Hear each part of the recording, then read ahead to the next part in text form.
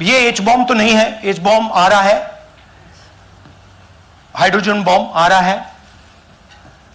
ये एक और उदाहरण है वोट चोरी का। पिछली बार मैंने आपको एडिशंस के बारे में बताया था, ये हम आपको डिलीशंस के बारे में दिखा रहे हैं, और सबूत के साथ हम आपको दिखाएंगे कि ये जो डिलीशंस हुए हैं ये सेंट्रलाइज तरीके से कॉल सेंटर के प्रयोग करके, सॉफ्टवेयर के प्रयोग करके किए गए हैं।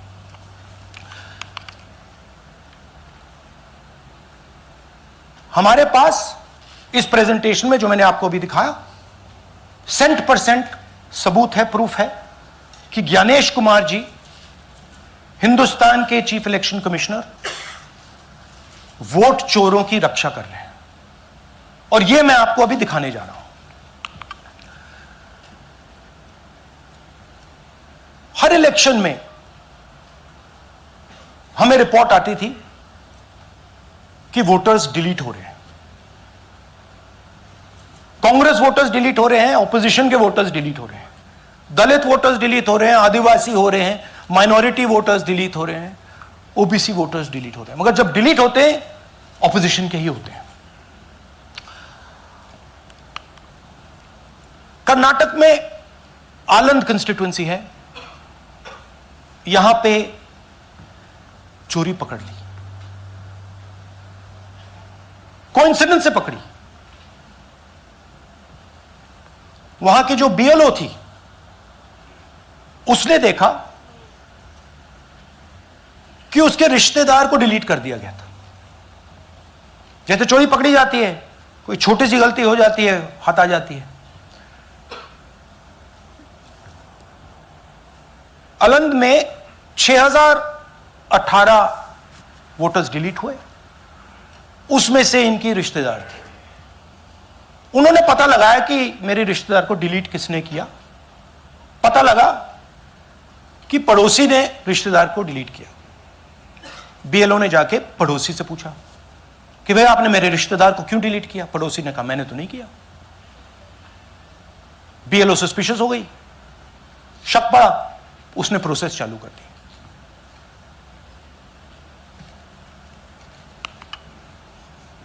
पता क्या लगा कि कोई ना कोई, किसी ने आलंद में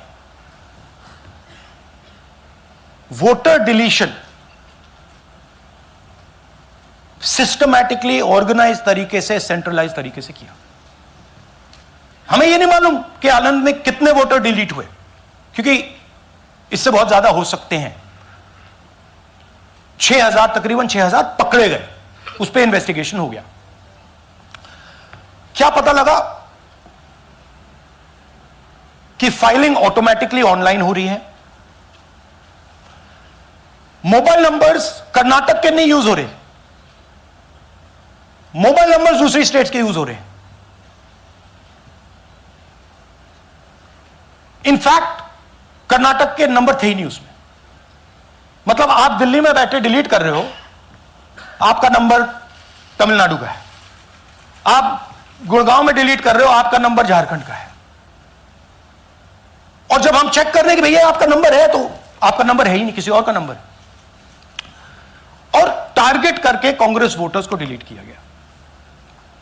ये गोदाबाई जी हैं, इनके नाम पर 12 वोटर्स डिलीट किए गए। इनको मालूम ही नहीं, इनको पता ही नहीं कि इन्होंने 12 वोटर्स डिलीट किए। दिखाइए जरा। इलेक्शन टाइम ये इनका वीडियो है। ना अर्जी हाकिಲ್ಲ, ನನಗೆ ಅದಕ್ಕೆ ಸಂಬಂಧ ಇಲ್ಲ, ಅದು ಯಾರು ಹೊಟ್ಟಿ ಕಿಚ್ಚಿ ಯಾರು ಏನ ಹಾಕ್ಯಾರ ಅನ್ನೋದು ನನಗೆ ಗೊತ್ತಾಗಿಲ್ಲ। तो इनको आइडिया नहीं है कि इन्होंने वोटर्स डिलीट कर दिए।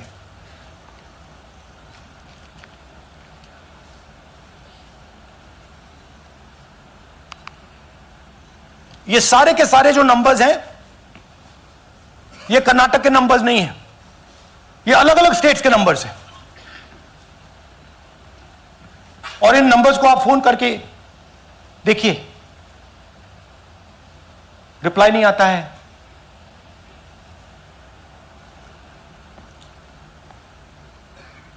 तो सवाल यह है कि किसके नंबर्स हैं, ये किसने ऑपरेट किए, जब इन्होंने ऑपरेट किए ये कहां थे, आईपी एड्रेस क्या था, ओटीपी कैसे जनरेट हुआ, कहां गया, यह सवाल है। यह दूसरा उदाहरण, सूर्यकांत जी जो अभी स्टेज पे आए थे, इन्होंने 12 वोटर्स को 14 मिनट में डिलीट कर दिया। आप फॉर्म भरने की कोशिश कीजिए, डिलीशन फॉर्म भरने की कोशिश कीजिए, देखिए। और जब हमने इनसे पूछा कि भैया आपने ये कैसे किया, वो कहते हैं मैंने तो नहीं किया, मैं तो जानता ही नहीं हूं।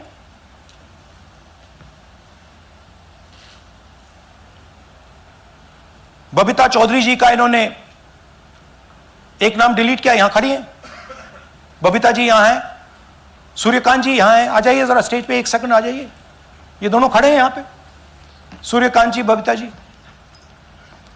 इनको मालूम ही नहीं कि इन्होंने डिलीट किया। Thank you. नागराज जी, इन्होंने 2 एप्लीकेशन 36 सेकंड में फाइल कर दी है। और मजे की बात देखिए, ये 4 बजे सुबह उठ के फाइल कर रहे हैं। पता नहीं क्या हुआ, 4 बजे सुबह कहा कि भैया मैं 2 वोटर को डिलीट करूंगा, और कितने 36 सेकंड में डिलीट कर दिए, फिर सो गए।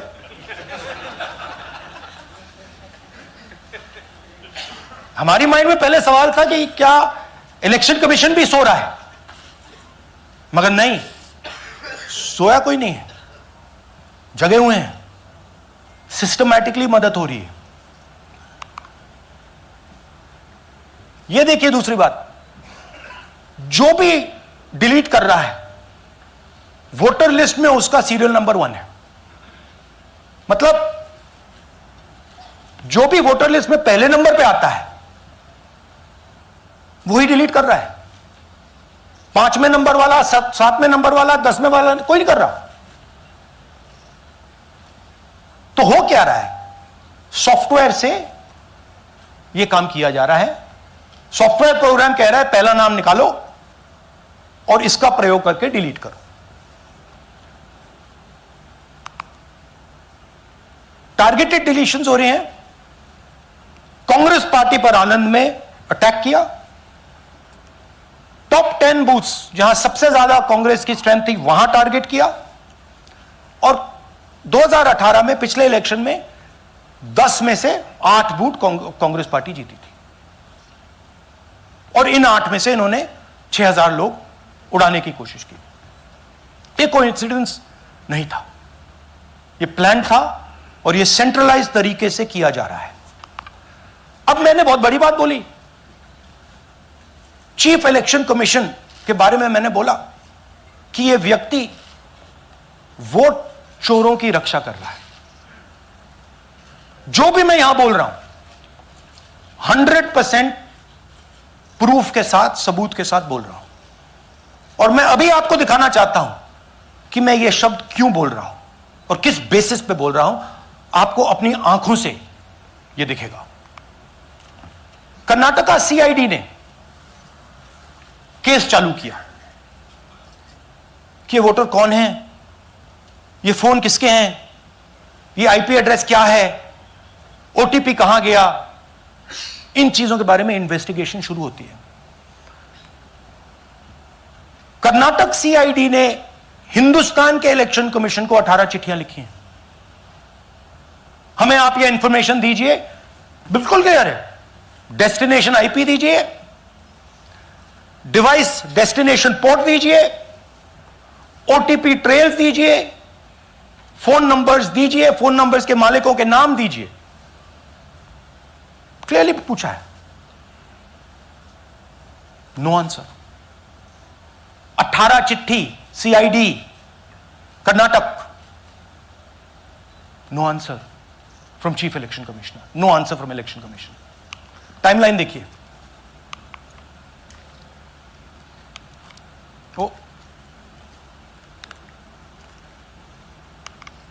ओके, फरवरी 23 में इन्वेस्टिगेशन शुरू होती है। मार्च 23 में कर्नाटक का सीआईडी चिट्ठी लिखती है ईसीआई को कि हमें सारे डिटेल्स दे दीजिए।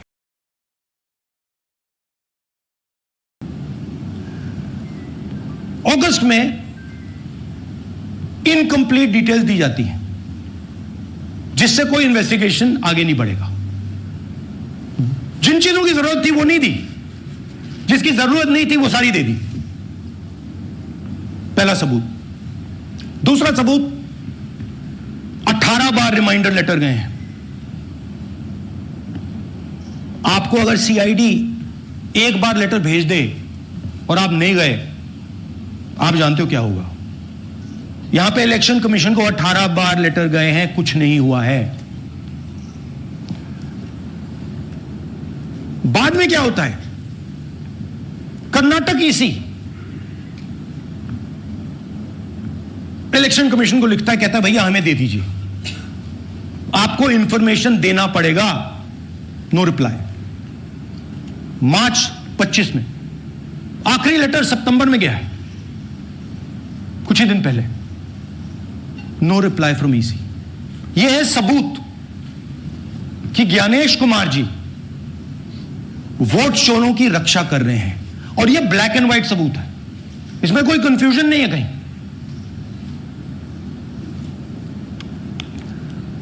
तो सवाल उठता है, ये है कौन जो सेंट्रलाइज तरीके से कॉल सेंटर के प्रयोग से, सॉफ्टवेयर से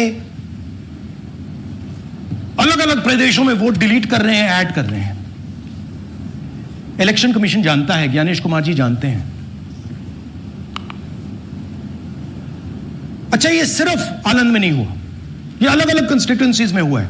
आनंद में लीगल प्रोसेस चालू हो गई, पकड़ लिया। यहां महाराष्ट्र में उसी मोडस ऑपरेंडी से, उसी सिस्टम से यहां पे वोट ऐड हुए हैं। आनंद में डिलीट, रजौरा में एडिशन। 6850। आपको याद होगा पिछले प्रेजेंटेशन में मैंने आपको नाम दिखाए थे, ये देखिए वही नाम यहां है। वही सिस्टम महाराष्ट्र में चल रहा है जो कर्नाटक में चल रहा था। नाम वैसे ही है, जेडब्ल्यू जेडब्ल्यू जेडब्ल्यू, पता वैसा है, जेडब्ल्यू जेडब्ल्यू, नाम यू जैसे किसी ने टाइप करके लगा दिया। तो जो ये काम कर रहा है, ये उत्तर प्रदेश में, हरियाणा में, बिहार में, कर्नाटक में, महाराष्ट्र में वही कर रहा है।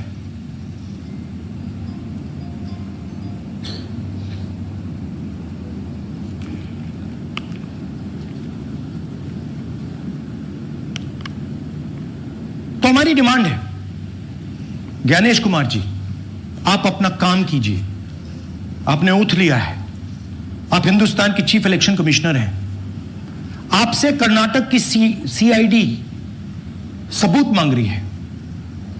आप कर्नाटक की सीआईडी को यह सबूत 1 सप्ताह के अंदर दे दीजिए, नहीं तो पूरा हिंदुस्तान के सारे युवा इस बात को एक्सेप्ट करेंगे कि आप हिंदुस्तान के कॉन्स्टिट्यूशन, हिंदुस्तान के संविधान की हत्या में शामिल हो, हिंदुस्तान के संविधान की रक्षा नहीं कर रहे हो, और वोट चोरों की आप मदद कर रहे हो। Thank you. और थोड़ी देर में हम आपको हाइड्रोजन बॉम्ब दिखाने जा रहे हैं। नहीं, आज नहीं, थोड़ी देर में उसकी प्रिपरेशन चल रही है। क्योंकि हम देखिए, मैंने टीम से कहा है कि अगर मैं स्टेज पे जा रहा हूं, ब्लैक एंड व्हाइट प्रूफ नहीं होगा,